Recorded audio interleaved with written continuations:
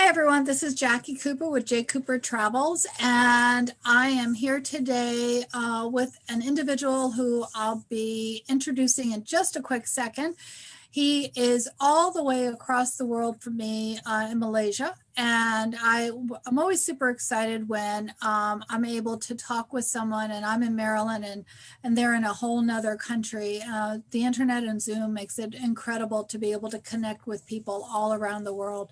So for those that might not know about J. Cooper Travels, I'm just going to give you a little bit of background. I am an attorney, but I'm also an educator and I'm also an entrepreneur.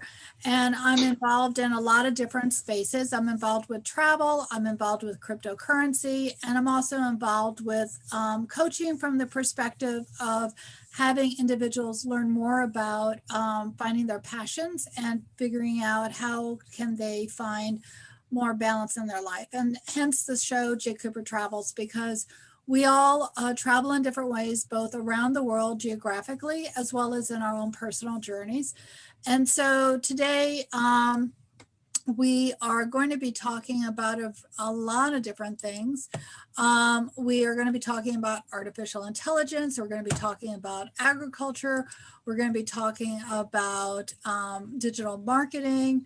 And the individual who I'm going to introduce right now is Sherwin Michaels, and he's both an author, he's a coach, he's a marketing strategist, and he's won a number of awards in recognition for what he's doing. So welcome today. How are you doing today? I'm good, thank you. Good.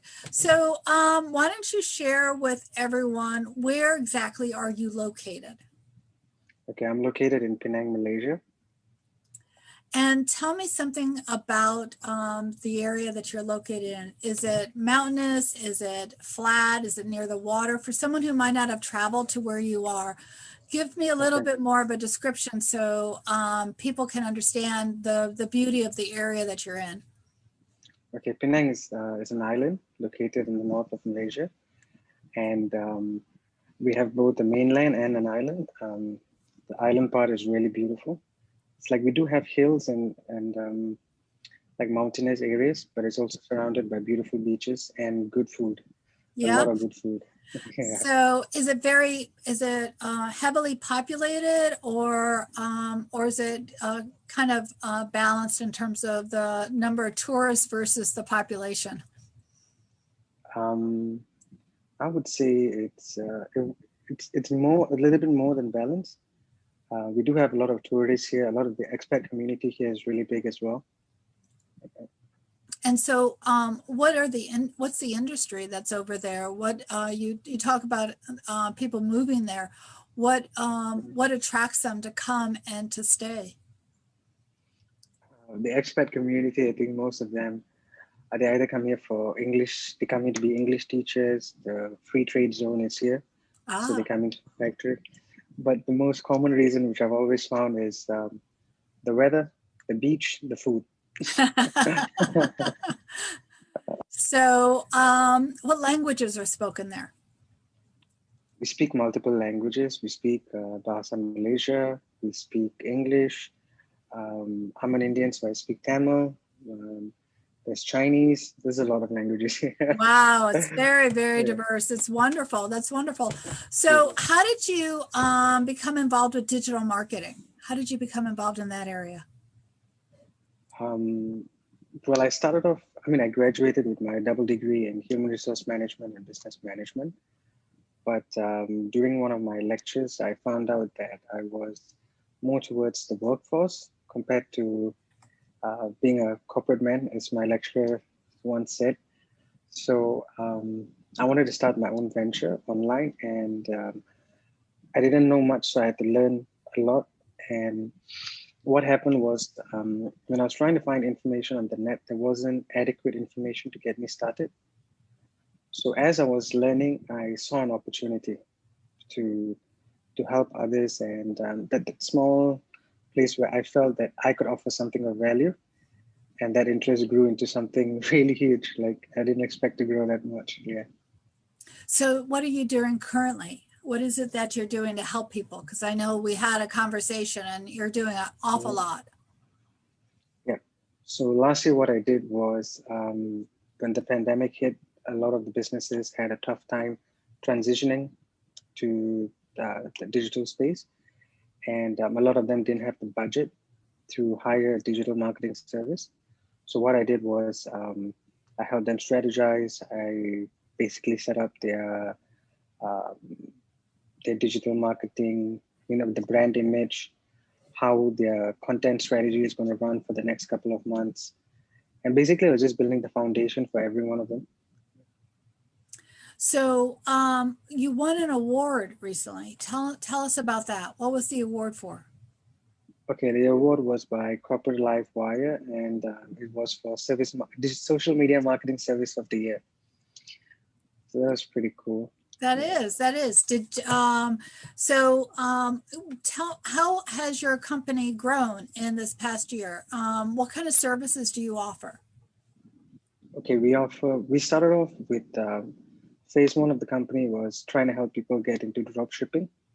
And then we quickly moved from that. Content marketing was always the core of the business.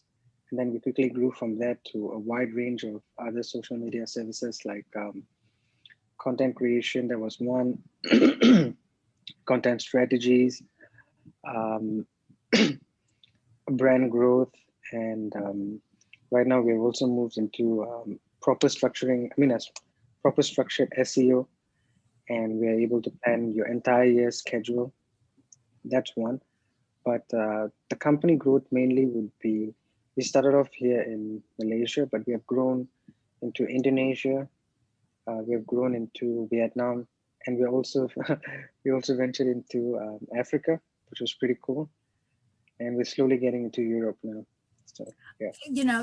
Your service and what you offer is needed by a lot of businesses. I know that you were talking about how you helped a lot of individuals who were struggling, and now they're coming back to you now that they are getting back on their feet.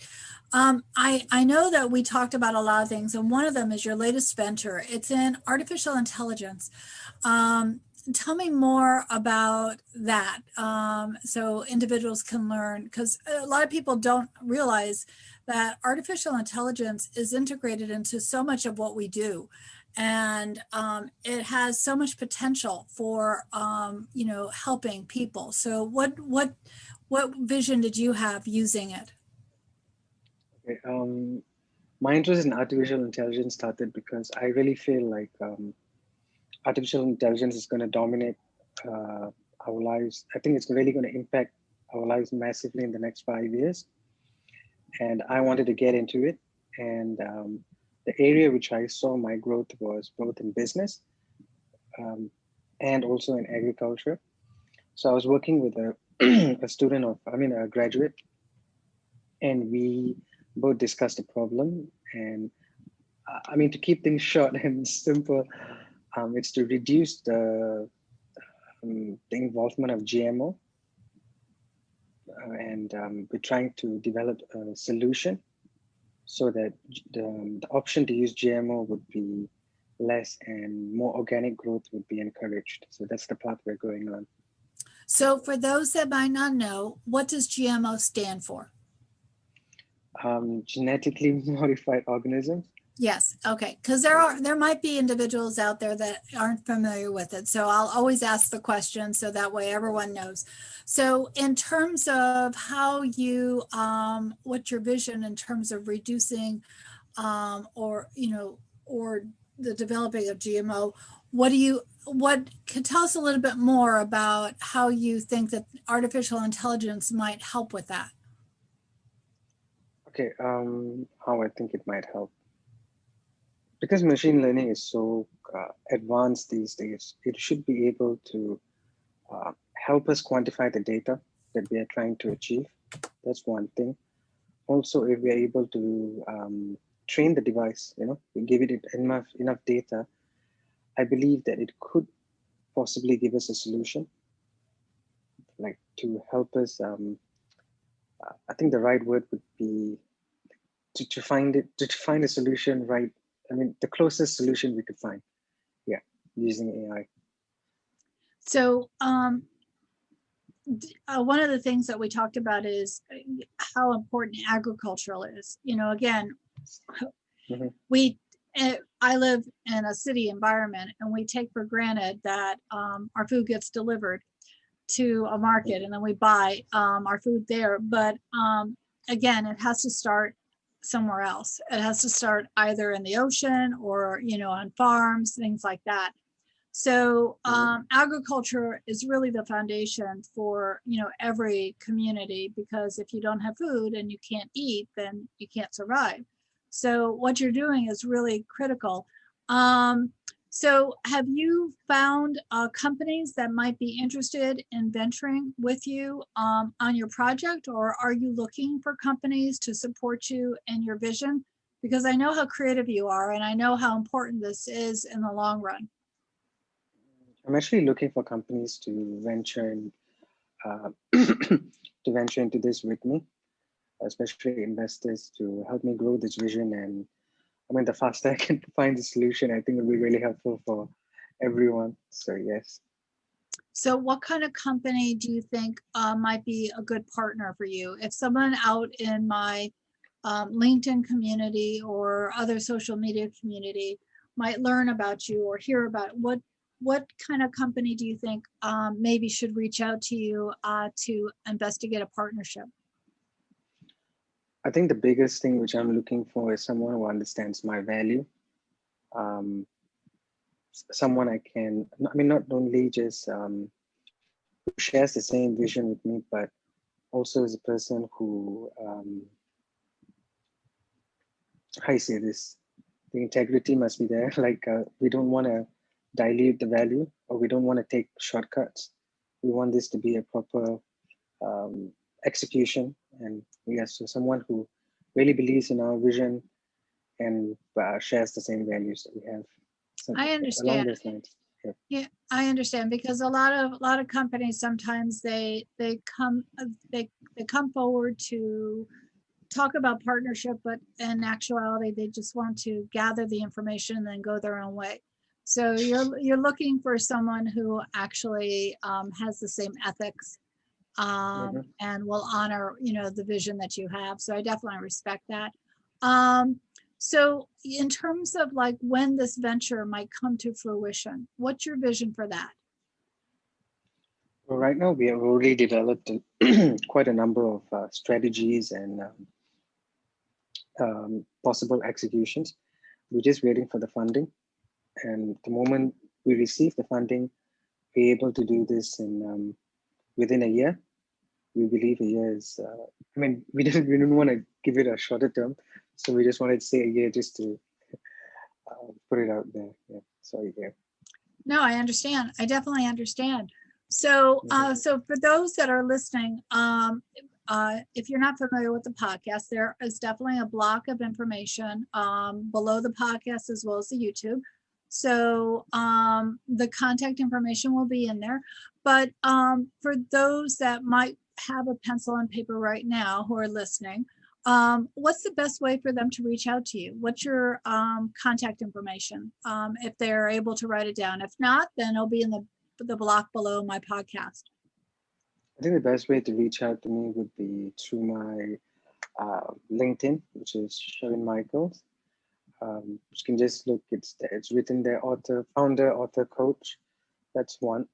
Or you can send me an email, which is sherwinmfinancial@gmail.com. Yeah, that would be it. I think those are two easiest ways to reach out to me. For sure, for sure. So again, those links and that information will definitely be in the podcast below.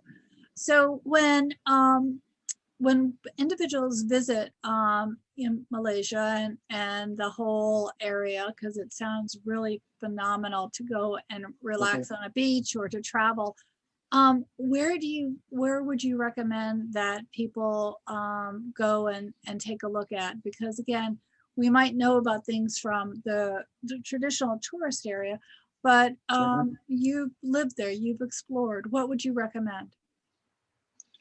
I would recommend the islands. Like city life in KL is amazing, but but Penang Island is to me by far the best. Like I really love staying here. The other place would be Pulau Redang. The beaches there are really clean, and from what I've heard from people going there, they really enjoy themselves. And also the best advice, like you mentioned, like you can read a lot about Penang or Malaysia in tourist articles and stuff. But if you visit Penang and if you ask someone where's the best place for char kway teow or something, they're going to say here, here. But the best thing to do is to follow the locals, because Penangites are spoiled with good all year long. So they have, I mean, where you see them flock is where the good food is actually is. Yeah. So usually, when someone visits, they might take a boat or they might take a plane. And again, are there a lot of cruise ships? Obviously, a lot of things are paused right now, but are there a lot of cruise ships that stop where you are, or is this to be able to visit, would you have to take a plane in? How would you what's the best way to kind of travel and visit there? I think the best way would be by plane. Yeah. Yeah. Yeah. So what time is it where you are right now? It's 7:51 a.m. So we're about 12 hours apart. Yeah, it's amazing, just amazing. Any last minute thoughts? We talked a little bit about travel. We've talked about, your business and everything, but any last minute thoughts that you want to share with any of the listeners? I know we're going to have continuing conversations, but again, for this podcast, any last minute thoughts? No, not really. I'm just really privileged to be here. And I think what you're doing is amazing, especially JCooperTravels. I understand the travel industry right now is a bit slow, but hopefully everything picks up really soon. Yeah. I'm sure it will. It might change a little bit differently, but I'm sure it will. For those that are listening, I will have in the block below my access to my complimentary wholesale travel portal called I Go for Less, and that way you can save up to 35% on your travels. Again, there's no cost to activate it, but one of the benefits of activating it is that our foundation donates meals to Children's International and Mana Relief. So you're actually feeding families when you actually activate the portal and then when you decide to use it. And the prices on it are less than Expedia and Priceline, and there's a 110 price match guarantee. So check it out as you start to travel again. The code that I will put in there might expire, and if it does, just contact me back so that way I can get you a new code. So again, the contact information for all of our speakers, are always in the podcast. Be sure to like and subscribe. Thank you so much for being on. I really appreciate your being on. And as you get funding and as you venture out with your vision, definitely I want you to be able to come back and tell us how successful it is, because it's always nice to see the continuation of the story, from the start to the not the end, because it's an ongoing story, but inventions and visionaries, they all start somewhere. So just like with yourself, you get started today, and it'll be exciting to see where you are, next year and the year after. So thank you for being on. You're most welcome, and I would love to come back on this show. Thank you so much. Not a problem. Talk to you soon. Okay, thank you.